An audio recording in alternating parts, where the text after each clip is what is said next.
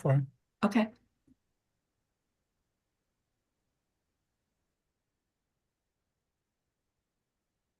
All right. Well, good afternoon, everybody, and welcome for the 2024 Garden Hour. We're starting still monthly for January, February, and March, and we're gonna go back to weekly in April. I'm Ramon Arancibia, MU horticulture specialist, and today I'll be the host with you all. We're gonna go with a few things here today. Let's see, here you have the horticulture specialist in Missouri. In your area, you can identify who is the horticulture specialist in your area. So if you have any questions, you can contact any of us anyway. We're gonna go, let's see, what else do we have? Oh, just to remind you that today, like any other garden hour, is being live streamed in YouTube under the MU IPM. And if you want to find old snippets from previous garden hours, you can go into the youtube.com MUIPM website and find them there to check them out again. And as I mentioned before, future garden hours, we're gonna still have a monthly this month, January and February and March. And then in April, we're gonna begin to do it weekly.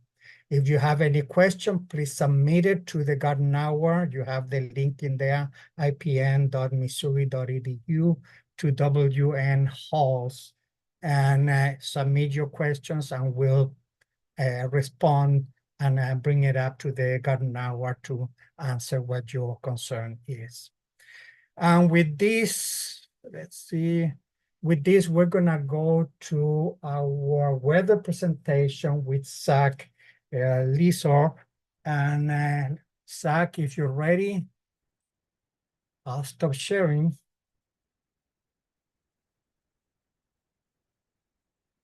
Zack, you're mute.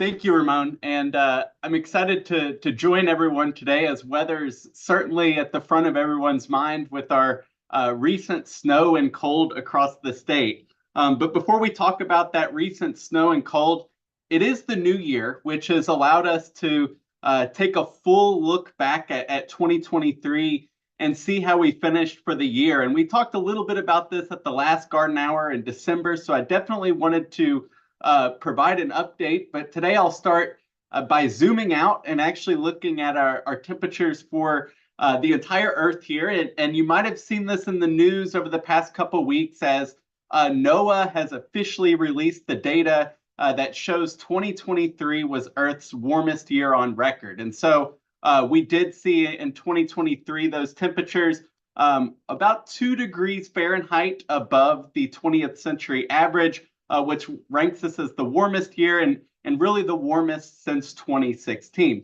Now, the reason I start with our global temperatures is because Missouri certainly followed this trend as well. And so in 2023, we saw that our statewide average temperature throughout the year was around 57.4 degrees Fahrenheit, and that's nearly 3 degrees above our average during this time. So this actually ties 2016 for Missouri's third warmest year on record. And as the graph here shows, all of the bar charts are colored red here. All 12 months featured above normal monthly temperatures. So here we don't see any negative values. All of our monthly temperature anomalies were above normal.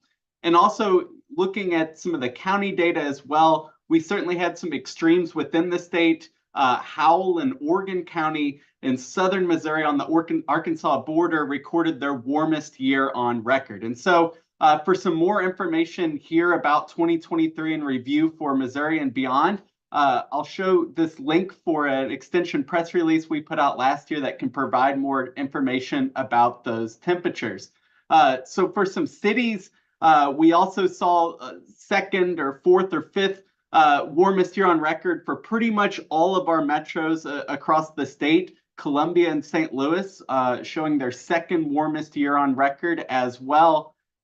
And as far as precipitation, we did really kind of finish up 2023 with some beneficial rainfall during the month of December. But overall, we still had a pretty dry year. So this graph, the bar chart, will show some of those monthly precipitation departures from average here.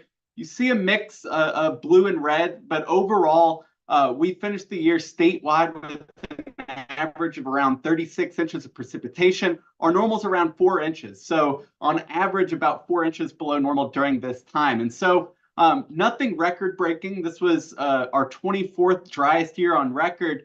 But again, if we focus in on that growing season, April through to November, this was really the heart of our drought conditions and one of the drier growing seasons we've seen across Missouri. Now that this is in the past and we saw all these warm temperatures in 2023, I think we're going to quickly end our consecutive months with above normal temperatures. It certainly looks like January is going to finish with below normal temperatures for the state. And that's because of this extreme cold we've seen recently here. And so what this figure is showing is our temperatures for Columbia, Missouri. And so these gray bars are the daily temperature range for each day so far in January. And we see our normal max and min temperatures in this green area. We were pretty close to normal for the first 2 weeks of January or so. But you can see over the past week, temperatures have dipped below normal. And we've even set a few records across the state as well, which we can get into here. And so far for January, I actually had to change my color palette here to show some of the cooler than normal conditions and also wetter than normal conditions so far this month. So this is a big change from what we saw all last fall and even into December here. So you can see for our large metros, really anywhere from 3 to nearly 9 degrees above normal so far for January in Kansas City. And most locations are also staying wetter than normal as well. It's been a very active pattern in January. We've seen a lot of precipitation so far, both liquid and frozen during this time period. And so with our extreme cold and temperatures running below normal, we did break several records across the state. This may not be all of them. We're still looking through some of the data for smaller sites as well. But looking at Kansas City, broke a couple of daily low temperature records, -12 on January 14th and all the way down to -16 on January 15th. Columbia also broke a daily low temperature record on the 14th of -11. Even in Southwest Missouri, Joplin, into the negative single digits and breaking a couple of low temperature records there. One thing that was pretty unanimous is we also saw a lot of cold maximum temperature records across the state on January 14th and 15th. And so for many locations, our high temperature was either below zero or right around zero. And so this was the coldest high temperature we had on those days for, as you can see, most of our metros across the state. And I think our most fun record is when we look at the wind chill, and these aren't official records because we really haven't been keeping that wind data that's needed in a wind chill calculation as long as temperatures. But since that's been recorded, some of the wind chills we saw across the state were the lowest we've seen in quite some time. So -35 degrees in Kansas City was the coldest since 1989. And I know Columbia also got to -34 degrees as a wind chill. So really extreme conditions during this time. Overall, I think this is going to go down as one of the coldest couple of days stretches on record for Missouri. So the core of that cold on the 14th and 15th, when we look at Columbia and Kansas City, we can again look at those cold maximum temperatures. These were pretty close to the coldest day ever recorded. And so here in this table, we see for Columbia Airport, those lowest high temperatures we've ever seen. We see January 14th, 2024 tied for 6th here and only 5 degrees Fahrenheit, really off of our coldest day ever, which was Christmas Eve, 1983. Kansas City similarly tied for the 11th coldest day on record. So certainly something we'll think about for a long time, especially here in Columbia. These records go back to 1889. And so I mentioned we had an active pattern that really ushered in this cold air, and temperatures weren't the only winter extreme we saw. So on the left here, we see a map showing our current snow depth across the state. You see pretty much everywhere is blue or at least this gray, which would indicate at least a dusting of snow on the ground this morning. But several locations have a decent snowpack with several inches deep, especially across the northern part of Missouri. And that's because if we look on the right, our season snowfall accumulations, most of this has occurred in late December and early January. But really, we've gotten some healthy snow in Missouri, in northern Missouri, not so much elsewhere. If we look at our departure from normal, so this is our percent of mean snowfall through January 16th, we see it's kind of a case of the haves and have-nots, where roughly north of I-70 here, we've seen near normal to above normal snowfall so far this season. But south of 70, it's been cold and we've gotten rain with these events, but just not cold enough for snow. And so have kind of missed out on some of these larger events and are running below normal for snowfall. And so we'll have to keep a close eye on this trend as we continue through the winter. Some of our cold has also started to impact our soils as well. So for the most part across the state, those topmost soils are frozen. And so here we can look 2 inches below the surface as of this morning. Temperatures in the upper 20s, low 30s across the state. And so we're starting to see the soil temperatures drop pretty quickly. But I also wanted to show our 40-inch soil temperature measurements. And so nearly 3 feet below the surface here, we still do have temperatures in the 40s Fahrenheit for our soil temperatures. So not the full column of soil that's frozen, but definitely that topmost soil, which does impact kind of our infiltration of either precipitation or snowmelt into the soil. So it's something we'll definitely look at over the next few weeks as these soils remain frozen in most spots. Additionally, some of our waterways are also starting to freeze up. You can see ponds that are frozen, but also smaller streams and creeks. And what I thought was a really interesting picture here is you can see several large blocks of ice here. And this is on the Missouri River crossing the bridge over into Jefferson City. And so this was taken yesterday by KRCG. A lot of these kind of ice blocks that are floating down the river are from the upper Missouri to our north and west, but just goes to show how cold we've been. This is definitely a rare picture to see over the Missouri. And around town here in Columbia, we've got several parks that have actually opened up some of those lakes for either ice fishing or recreational activities as well, because we've seen that ice thickness deep enough or thick enough to support plenty of weight for these activities. So certainly some fun winter activities that can come along with this cold pattern. Now, unfortunately for today, looking into the future, if you're not a fan of the cold weather, I have some bad news for you, and that's that we've got another pretty cold stretch here over the next 5 days or so. And so on the left here, we see our surface chart for this morning, and pretty quiet in the eastern United States with an area of high pressure behind last week's system. But finally, today in Missouri, we're really going to have our first warm day, or at least close to normal temperatures for about a week. So on the right, we see our high temperatures for today, 35 in Columbia. Some spots may touch 40 and even upper 20s in northern Missouri. So kind of a relief from this deep freeze we've seen here. But what we'll see is another cold front working through the area over the next couple of days. So here we can see overnight Wednesday through Thursday, the cold front's really just getting into northwest Missouri with some snow showers. But by Thursday into Friday, that's passed to our southeast and we'll bring in another shot of cold air. So we will see some precipitation Thursday and Friday, a couple of rounds of light snow showers. Here's one weather model that's showing our accumulations through Saturday. So you can see nothing to really write home about.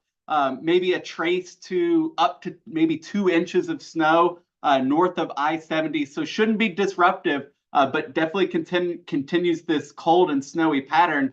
But the bigger story will be temperatures dropping again behind this front on Thursday and Friday. And so what the maps are showing here from left to right are our forecast temperatures from Thursday through Sunday. On the top are our high temperature forecasts, and on the bottom of our low temperature forecast. And we can see by tomorrow night, so Thursday night ending Friday morning, single digits and negative temperatures creeping back into the area, and a very cold day again on Friday and Saturday. So high temperatures in the single digits or teens with lows around 0 or below 0. In fact, Saturday night, pretty much everywhere across the state has a great shot at getting below 0.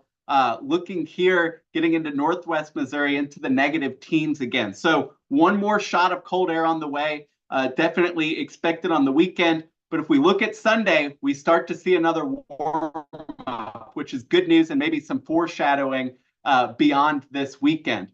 Finally, here are our wind chill forecasts for this weekend. So Friday, Saturday, and Sunday, expect winds to be strong with these cold temperatures as well.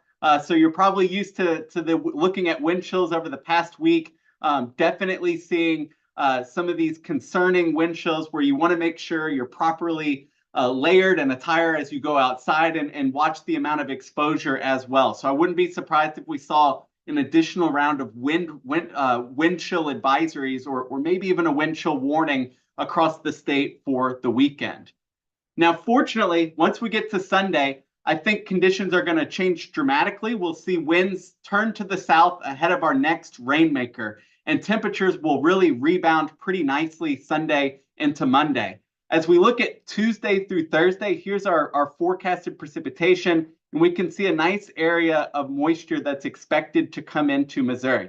Now, most of this should be rain with our warmer temperatures arriving, but can't rule out maybe some mixed precipitation at the beginning, especially in the northern parts of the state. But overall, we'll be on the lookout for maybe some heavy precipitation during this period, maybe 2 to 3 days of some pretty moderate rainfall. That will definitely actually help. A lot of Missouri is still under these drought conditions, and we're looking to make up that rainfall. So for this time, we will definitely take some of that potential heavy precipitation and rainfall that could occur next week. And then finally, I'll end with our Climate Prediction Center 8 to 14 day temperature outlook. And so this is getting in really through the end of the month, and good news if you're tired of the cold. So it looks like there's confidence that we'll see temperatures likely above normal to end the month for January, and we'll continue to see that chance for increased precipitation as well. So warm and wet should be the trend once we get past this last cold snap over the weekend. So that's all I've got for today. Hopefully everybody can stay warm one more time over the coming weekend. So thank you. Thank you, Zach. That was good, good information, and congratulations. As somebody indicated there that must take a lot of time to prepare. Anyway, I missed to mention that Kathy Metchan is in the ask questions here. If you have questions, submit it to the chat box. And Wen Fang is in the chat box too, and also to help with information. And now I'm gonna pass it to Jennifer Schutter. She's gonna be our moderator today. And Jennifer. Thank you, Ramon, and good afternoon, everyone. So to kick us off with our questions, I'm going to start with a groundhog question. The groundhog question is, how do you keep the groundhogs out of the garden and prevent their damage? And Kathy is going to answer that question.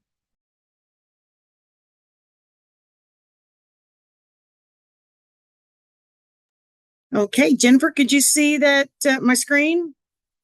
Yes, I can. Okay, I think I went, just the beginning slide was just a cute little groundhog, and I'm going to talk about control and how to try to protect your garden. So fencing, trapping, fumigation, and scare tactics are some of the ways that can help protect your garden. I'm not going to talk much about fumigation. We will put a couple of links in the chat, and they will talk more about that. Fencing is really one of the best ways to protect your garden. And I'll talk more about that in a minute. There's also trapping, which I'll talk about. And the scare tactics are something that I was mentioned, but I have used and it has worked, but not for a garden. I didn't try it for a garden. I tried it to keep them from getting underneath a garage and also underneath my house. And what I did was I had some inexpensive wind chimes and pinwheels and things like that. And I just put them around the hole that where they were using to go underneath the house and the garage. And I want to say it worked. And I also have suggested that to other people. I don't have any reports back on whether it worked or not, but anything like that, it may work for a while and things may have to, you might have to change it up or try another method. All right, so woodchucks are excellent diggers. And if you're using a fence, it's recommended to sink the fencing into the ground. And that buried portion of the fence should be bent at a 90-degree angle. And all of this information is in the publications and with a little more detail and some really good pictures to help you figure out how to do this. And also running some people might use an electric fence running along the top. This design, it discourages the burrowing, and groundhogs are also very good climbers. So slanting the fence outward at the top, about the top 12 to 15 inches, if you bend that back, that can also help to protect the garden. And I was talking to Jennifer yesterday, and she's had success with using cattle panels and chicken wire, covered in chicken wire. And she did not bury the cattle panel, and it has, or the chicken wire, and it has been successful for her. The live traps are effective in capturing the woodchucks. And so you lure them in there with fruits and vegetables. They are vegetarians, and it's not hard to lure them in with some good fruits and vegetables. You should, however, check those traps. And if you do capture an animal, then you need to deal with it in a humane manner.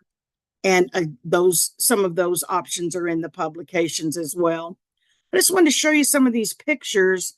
The fencing should be at least 2 feet tall or taller to help keep the groundhogs out. They, like I said, they're good climbers and they're really good diggers. This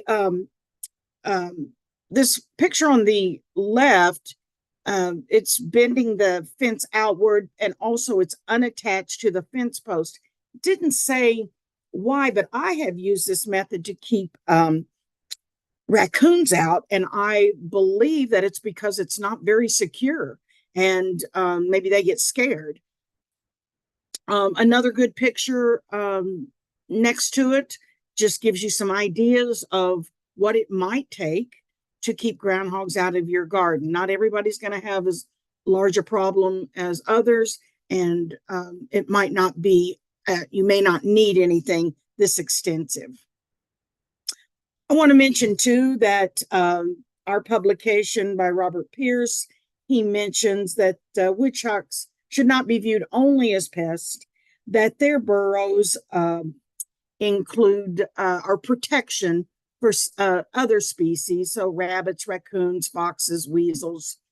And some people enjoy watching the groundhogs. My mother was one of them.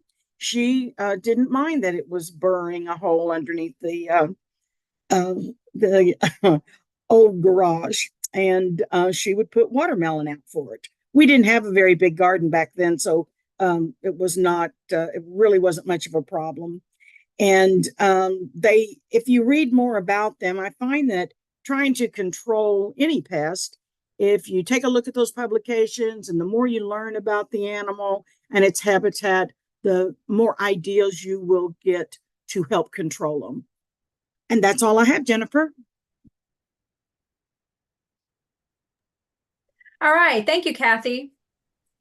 Our next question is on pruning trees. When is the best time to prune trees? I've heard it's winter, but that just doesn't seem right. And Hank is going to answer this question. Appreciate it, Jennifer. So let me share my screen here and we'll get going. So yeah, pruning 101. Just go through a few things. So Debbie, I think, or somebody's going to put out there, we've got an older YouTube video that is a good companion to this. And what I'm showing you, going to show you here in the next couple of slides, is really a nice 2-pager from MDC that has the pruning tips. We're talking shade trees, ornamental trees, not fruit trees, a little bit different, some techniques, but from there we'll go. And there we go, using the correct tools. So if you stop and you think, I'm going to use my finger and my thumb. So at the top, hand pruners are good for something like my pinky, up to that size.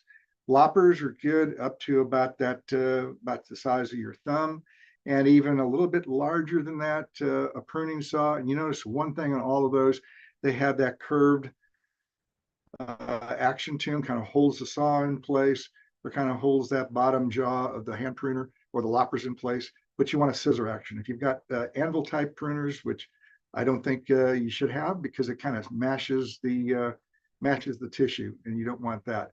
And definitely no chainsaws. I don't even recommend using the ones that are now the small ones that are on pole pruners that you get up. We got some of our landowners that like to prune high.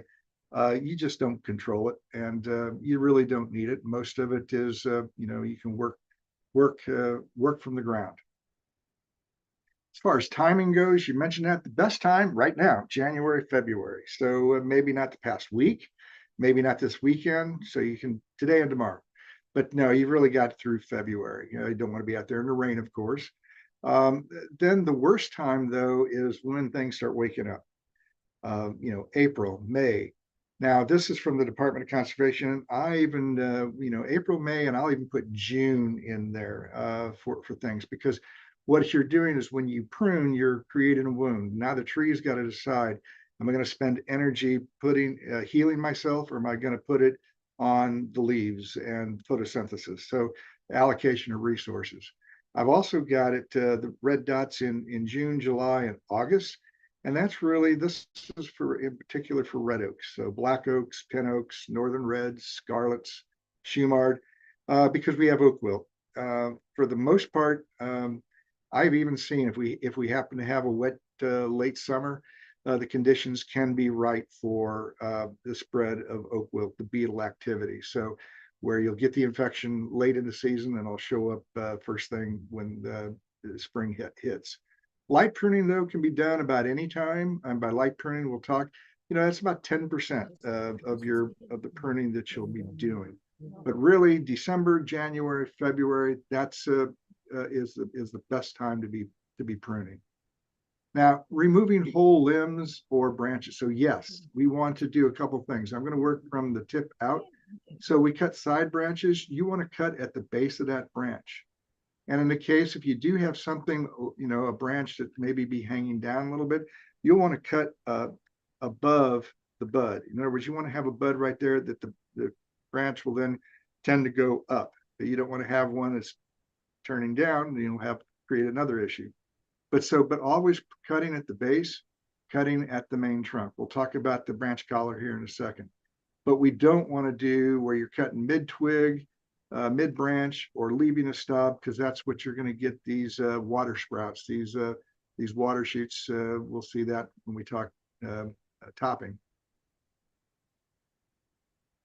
Use the 3-cut method. You don't want to just go, even if it's the size of your thumb, you don't want to go straight down, because even in this winter weather, you'll get a tear, and you're going to have a much larger wound, particularly then as the weight of the branch pulls that bark away. You'll want to do first, go out a couple inches, do an undercut about a third to halfway. Then you do your second cut. You're going to cut from the top, and then if you do get that break, it's going to hit that undercut and it will stop. And then the third one is doing the finish cut close, but not into the branch collar. And like we say, we want to save that branch collar. That's that donut ring that's outside, that swelling. And so that's protective chemicals that are inside the tree, much like when a leaf gets ready to fall from the tree, this abscission zone. And so that puts a nice natural barrier. But you'll want to stay outside that donut. Too close, you'll get that flush cut removes that collar. Too far out, and then if you do have some kind of disease issues going on, then it can kind of get a running start and actually have enough energy, if you will, to make it through that barrier. So really is that put it right out, right there just outside that donut. And you'll notice you've done it right is if you get the scarring tissue, the callus tissue, the healing tissue, it'll be a nice ring all the way around. If it looks more like a horse collar, now you've cut into that, you've cut into the branch collar. And don't over prune. This is topping. We don't want to remove, cut all the branches off. You'll get those water sprouts again, like we say, epicormic branching, and that just sets yourself up for insects and disease issues, and particularly rot.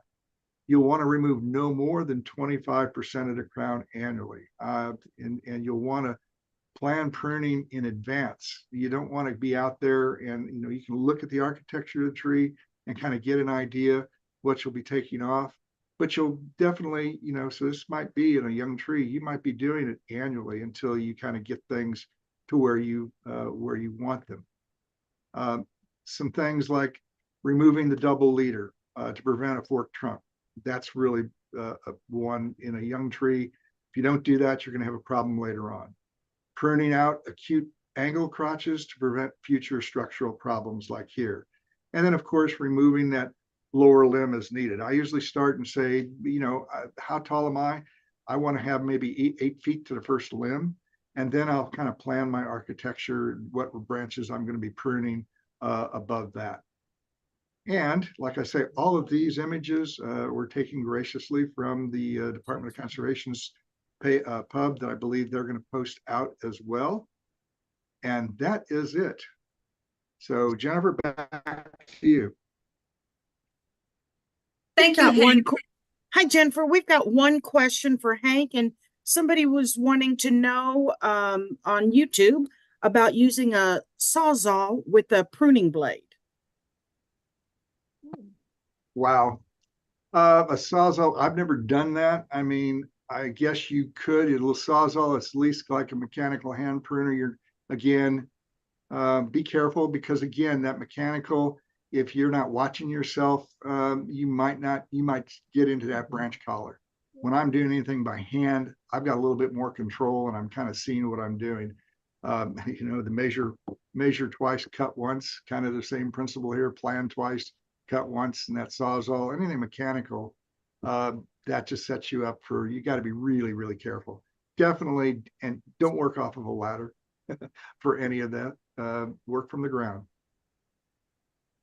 Thanks, Hank.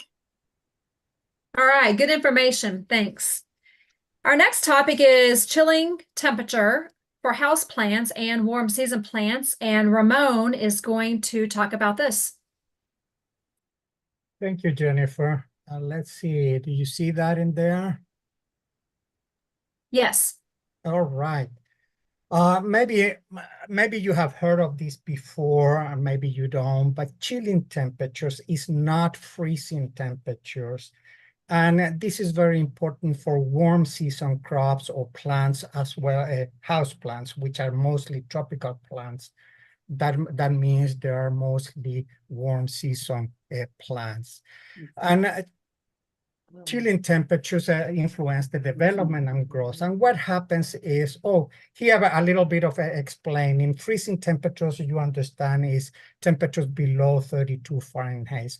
But chilling temperatures are temperatures between 32 and 50 or 60 degrees, depending on the plant, degrees Fahrenheit. That's the critical temperatures. Above that, usually 70, 85 degrees Fahrenheit are good temperatures for practically any plant to grow. But above 90 or 95, it becomes excessively temperatures. But we're going to concentrate now on the concept of chilling temperature.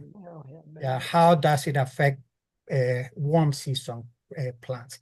And in general, I don't know if you have put olive oil in your fridge. The top picture here can show you what happened with olive oil when you put it overnight or for a few days in the fridge. not in the freezer, in the fridge. That means you're gonna subject that oil to 40 degrees or around 40 degrees. And you can see that it kind of becomes cloudy.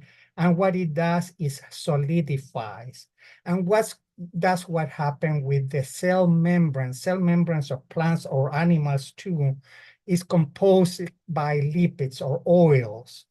And the type of oil changes according to the species when it's a cool season crop or a temperate crop that can withstand freezing temperature, or a tropical plant that cannot withstand cool, chilling temperatures, much less freezing temperatures. And that is mainly the difference why warm season plants are affected with these chilling temperatures between 32 and 55, 60 degrees. Their cell membrane will solidify and will cause it will disturb biological processes in the plant. And that's why it's so critical to understand this concept of chilling temperatures. Symptoms and injury vary depending on how long this plant have been exposed. What happens is, even if the cell membrane solidified, if it's for a short time, let's say one night or one evening or a few hours, the plant can, if you put it back to 70, 75 degrees, the plant can recover and repair the damage and survive and thrive later on. But if you leave it for too long under those conditions, particularly when you put a crop early in the spring outside, that is a warm season crop, and is subjected to this chilling temperature for a week or so, that plant is going to suffer a lot. So if the plant is exposed for a short period of time, they can recover.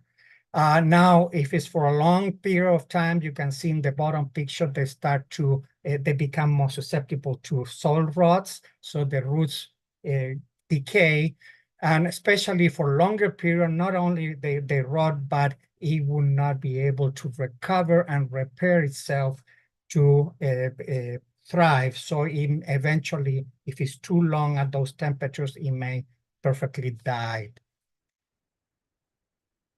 So here we have a couple of symptoms. For example, symptoms in the top picture is a cucumber that is bleached because it was exposed for a week to chilling temperatures. Other symptoms are wilting leaf, mentioned bleaching or whitening or yellowing of the foliage, water-soaked spots and browning are other type of symptoms. But when it's too long, the plant stunts. It doesn't grow much. And that's usually happen when you plant too early and that the plant doesn't die, but it just sits there because it's using most of the energy in repairing itself instead of growing. Yeah, flower deformation and dropping off are other ones. And you may have grown tomatoes. And when you get this symptom of cat-facing tomato, is a symptom of a chilling temperature at the time of flowering of tomatoes. And as I mentioned before, when it's too long time, the stem or roots may rot and the whole plant may decay. So how can we avoid this? Well, essentially avoiding those temperatures. If you have warm season crops and you want to put them, they're outside and you want to put them in the garage or in the basement, you want to make sure that the basement and the garage are heated to at least 60 degrees, better above 60 degrees. Yeah, or bring the plants inside the house and keep the temperature above 70 degrees. So when outside is becoming to be chilly at night, below 60 degrees, bring them inside. Minimal watering water as needed, but not a whole lot. Remember that the plant is not going to grow a whole lot at 60 degrees because that's the minimum temperature they need. They're just going to sit there, and you don't want to, and especially below 60, they're more susceptible to diseases, root diseases. You don't want to increase the amount of water to promote more rotting. So remember that if they've been exposed, you can put them back at 70, 75 degrees for the plant to recover. And when you're going to plant outside in the spring, look for the temperature for the forecast. You want to have a soil temperature above 65 and night temperatures consistently above 60 degrees to be able to plant outside so the plant won't suffer. If you get 1 or 2 nights at below 60, that's okay. The plant will recover, but remember, it's going to take longer to grow. It's going to take time to grow. And with that, thank you. And if you have any question. No questions. Thank you, Ramon. And now Dr. Trinklein is going to talk about success with succulents. Okay. Am I coming through? You are, but put it in the presentation mode. There we go. Okay. Looks good. Well, thank you very much for the opportunity to visit with the Garden Hour crowd. And today I'd like to talk about one of the latest fads, I should say continuing fads in the plant world, and that is the public's appetite for succulents. Succulents have become the most popular house plant, and of course we put them out during the summer. Probably and have been for the last 5 years.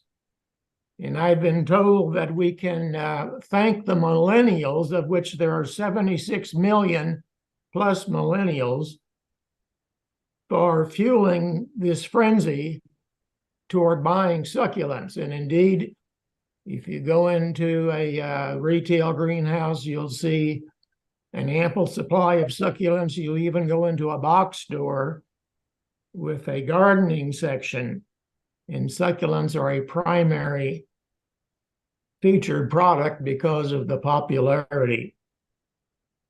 That said, this can be either a very profitable hobby or expensive avocation, one of the two.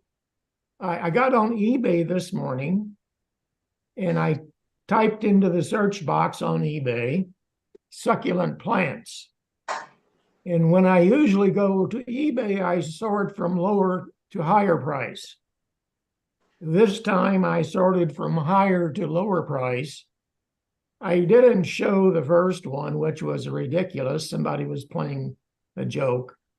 But it is not unusual to see succulents for hundreds of dollars, such is the appetite, such is the demand, especially for unusual. Now, before you become too shocked at the price, you see there is free shipping if you're willing to put out $800 for that variegated agave. But I know of people who do a pretty good business on eBay propagating and then selling succulents. $800 for a plant. Yeah, I heard him say something about hundreds of dollars for succulents. Is that a question directed at me? No, it was someone that had their microphone on. Okay. Better begin by defining what we're talking about as we discuss succulents. A succulent can be described as any plant that has adaptations to survive periods of drought or very, very dry weather. There are succulents that occur in one way or another in about 55 families of plants. Another name for succulents would be xerophytes, phyte meaning plant, xeros meaning none, and the none refers to water. That xerophytes can put up with very, very little water. This would be typical of a plant biome in which succulents would survive. I'll use the word thrive. They're looking pretty good, but nonetheless, one of the few types of plants that could survive under those austere conditions of poor sandy soil, little rainfall, and hot temperatures. You might ask, well, what is an adaptation? All living things have adaptations. And that's something that will improve the survival value, or the ability, if you will, to thrive. We might point toward humans. It's their opposable thumb and fingers, their large brain, so forth and so on. Those are adaptations. In the case of succulents, most of them have very thick, waxy cuticles. That's the outer layer of the leaf that acts as a prevention for water loss through the cuticle. Oftentimes they have light colored, which are reflective leaves. Sometimes the leaves are very reduced in size, and quite often they have a vertical orientation, which decreases the angle of striking of the sun. It makes it more acute, which tends to cause the sun to glance off, as opposed to a 90-degree straight-on hit, which would absorb not only the visible light, but also the infrared that would lead to heating. Let's quickly define a cactus. This simply is any plant that is placed taxonomically into the Cactaceae family.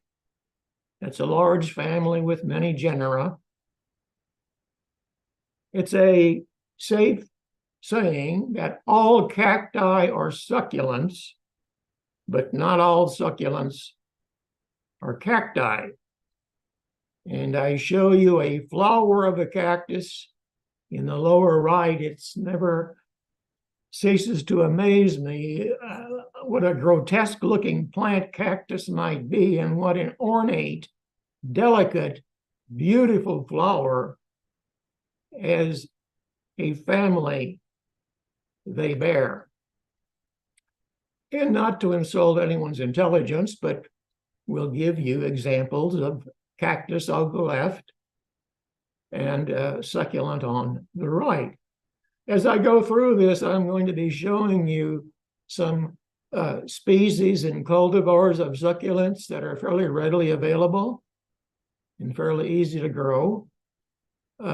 Cacti usually have spines, and as such, they arise from little tufts called areola. Many succulents are spineless. Others might have leaves that have edges that are tipped, or especially in the case of the agave,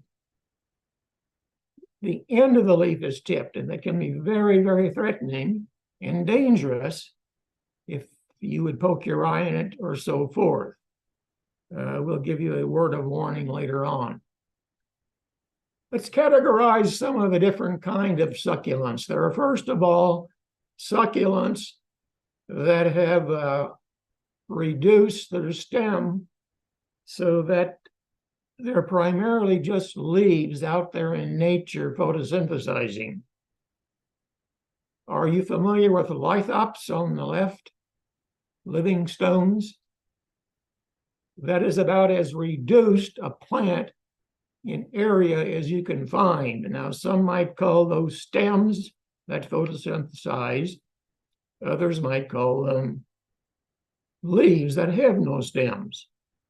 But nonetheless, they have streamlined morphologically to expose very little tissue to sun and wind and other things that would cause drying. Again, a source of amazement. This is the flower of lithops. In spite of being a rather grotesque looking plant, the flower is very ornate, and as such, usually very brightly colored. Secondly, there are stem succulents. The two on the left of your screen are both members of the Euphorbiaceae family. same family to which poinsettia belongs. On the right would be a true cactus, Rubudia, which, as you see, has the stems and so forth. I'm sorry, the spines and so forth. But these are examples of plants that photosynthesize because they have chlorophyll in their stems. They have no leaves. There are a few euphorbs that do bear leaves, but under dry conditions, they shed them, and they still have chlorophyll in the stem to allow for the manufacture of food. And then finally, we have root succulents. As you can see, these two plants have very exaggerated, grotesque-looking storage roots. Here's another example in nature. That storage root botanically is called a caudex.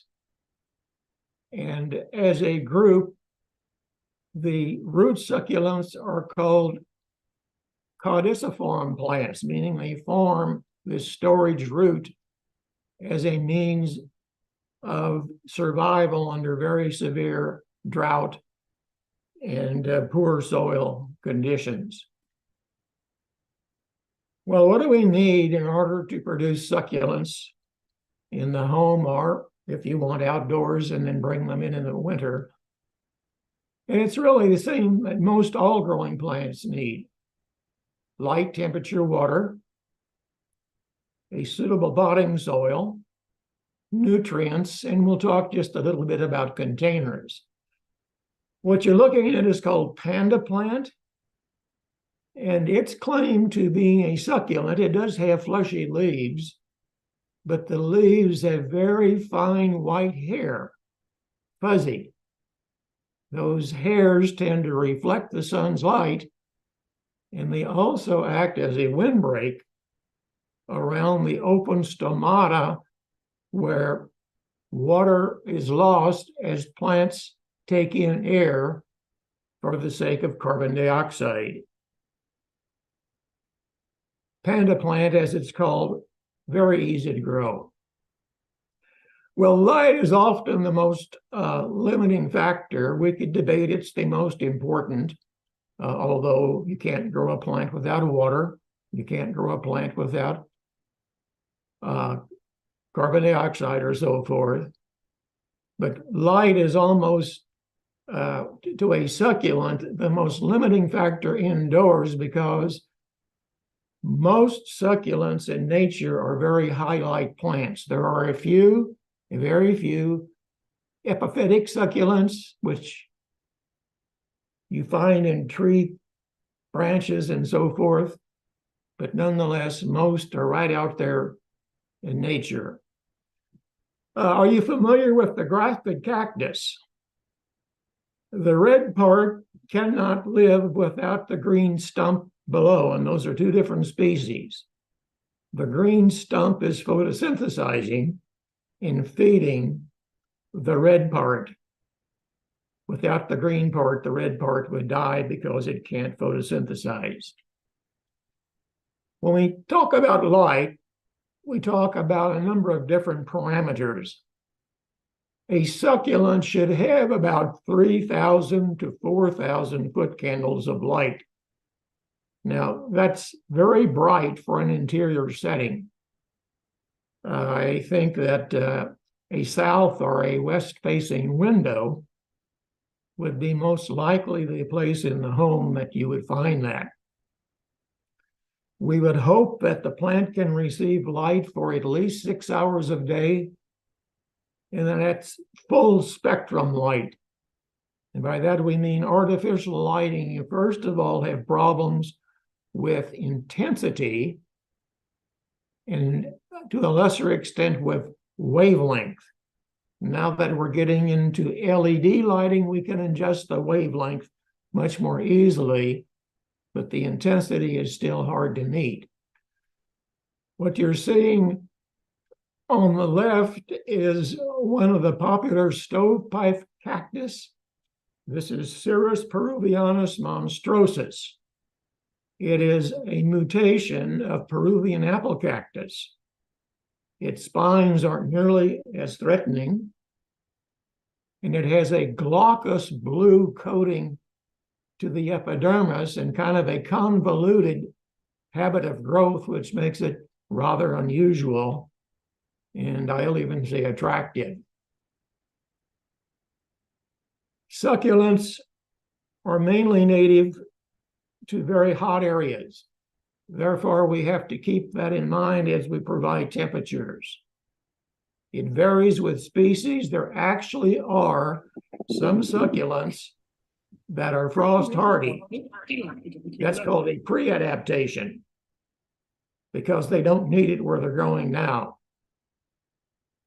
Some, especially cacti, require cooling during the winter for good flowering. What you're looking at is one of the easier cactus to flower in the home. This is called peanut cactus. And if you subject that to cool temperatures during September, October, and then bring it back into warmer areas, and why it is in a cool area, don't water it. It blooms very freely. That bloom is only about an inch and a half across because this is a close-up. Watering is extremely critical to the proper production of succulents. Underwatering can produce poor growth. Plants need water. They're mainly water as their cells content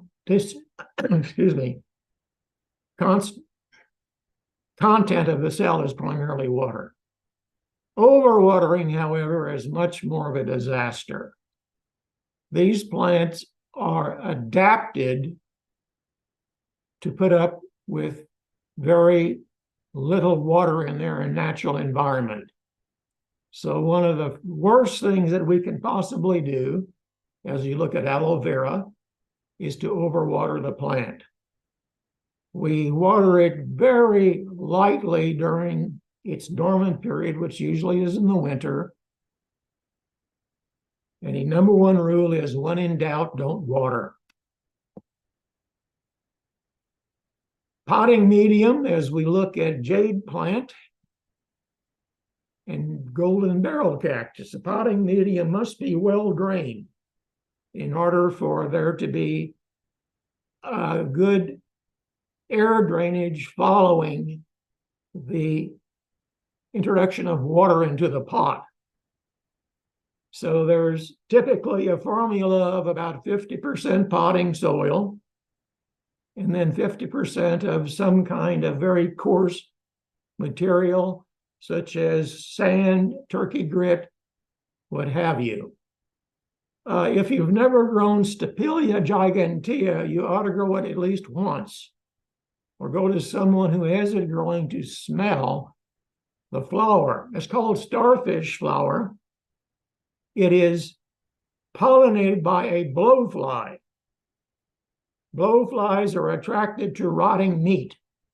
So this carries the common name of carrion plant because it stinks like rotting meat. Want to show you there are succulent mixes that can be had, or you can, as we said, from scratch, make your own. Nutrition is important to all plants, although succulents are quite used to putting up with poor sandy soil. We only fertilize during their growth period, which is in most cases during the summer. Any houseplant fertilizer will do, but at a very much reduced strength. As we look at old man cactus, we consider the pot. The pot must always, in my mind's eye, take second place to the plant. A pot is to the plant as a frame is to a painting. You don't go up to a nice painting and say, what a beautiful frame. And we don't want people to do the same for this nice old man cactus. Bottom statement there, do not overpot, because we have much better success in growing in a bit of a pot-bound situation than not. Just a final word of warning. Cacti have threatening spines. Some of the succulents have sharp points, as we mentioned, so be very careful. What you're looking at is called bunny ears, or Opuntia microdasis. It has very tiny spines that are shaped like fish hooks. And from experience, I can tell you, you brush up against them and you're pulling these things out for days. It really is an obnoxious plant from the standpoint of the spines, but it is a very easy plant to grow. With that, enjoy your plants. You're looking here at what's called sea urchin cactus, Echinopsis, very free blooming. If you give it that winter rest and chilling, and then bring it out of that dormancy come the next spring. Thank you for your time. Are there any questions?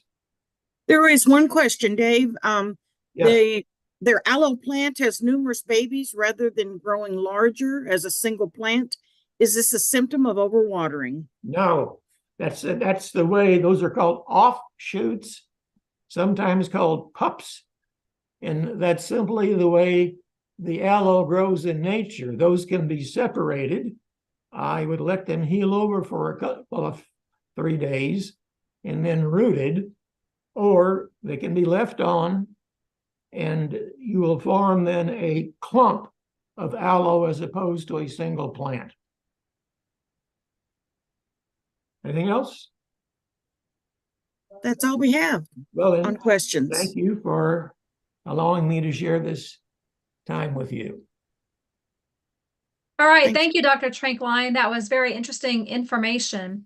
And just to wrap us up here, Debbie dropped some upcoming events in the chat. You will see that there are some upcoming shiitake mushroom workshops, a spring garden seminar, master gardener training. So if you have an interest in that, you can click on those links. You can save the chat and then go to those links and reach out to any of us, and we would be glad to provide you more information on anything you heard today or any of the upcoming events. And with that, I'm going to just wrap it up here and say we will see you on February 21st. So everybody have a good day. Thanks.